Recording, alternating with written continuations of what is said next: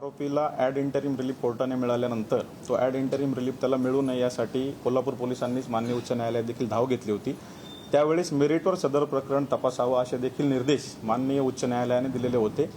त्याचबरोबर फिर्यादींचे वकील असतील, त्याचबरोबर आपले जे प्रमुख जिल्हा सरकारी वकील आहेत त्यांनी देखील युक्तिवाद हा अटकपूर्व जामीन फेटाळला जावा यासाठी माननीय न्यायालयात केला होता आणि त्याचीच परिणती होती की जो सत्र न्यायालयामध्ये त्याला जो रिलीफ मिळालेला होता तो रिलीफ नंतर काढून घेण्यात आला आणि अटकपूर्व जामीन देखील फेटाळला गेला। गुन्हा दाखल झाल्यानंतर आठवडाभरानंतर त्यानं आपला मोबाईल आहे तो पत्नीकडे जमा केला आहे।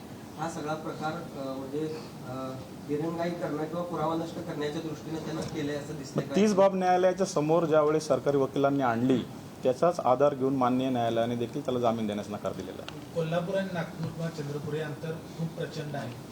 काय अडचणी येत होत्या या महिनाभरामध्ये?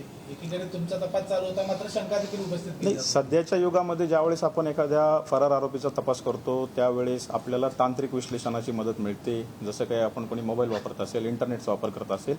परंतु जर आरोपी मोबाईल वापरत नसेल किंवा इंटरनेटचा वापर करत नसेल तर त्या तांत्रिक तपासावर मर्यादा येतात।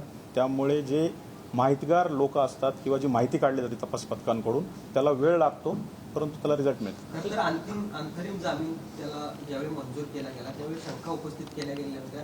तो अंतरिम जामीन त्याला देत असताना तुम्हाला किंवा सरकारी पक्षाला म्हणणं घेतलं गेलं नव्हतं का? काय नक्की माननीय न्यायालयामध्ये ज्यावेळेस आरोपीने अटकपूर्व जामिनासाठी अर्ज केला होता त्यावेळेस तो अर्ज दाखल केल्यानंतर न्यायालयाने त्यांना ॲड इंटरिम रिलीफ दिलेला होता आणि अटकपूर्व जामिनावर सुनावणी ठेवली होती। त्यावेळेस पोलिसांचं म्हणणं ऐकण्याची तजवीज ठेवली होती, परंतु त्याला विरोध म्हणून आम्ही हायकोर्टमध्ये अपील केलेलं होतं आणि मग माननीय न्यायालयाने उच्च न्यायालयाने देखील कोर्टाला निर्देश दिले होते की आपण मेरिटवर या केसचा निर्णय घ्यावा। पण अंतरिम जामिनासाठी अर्ज केला याची कल्पना पोलीस असतील किंवा सरकारी पक्षाला दिली गेली नव्हती का?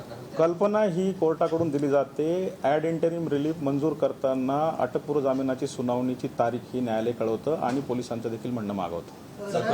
एक महिना चकवा देत असताना प्रशासन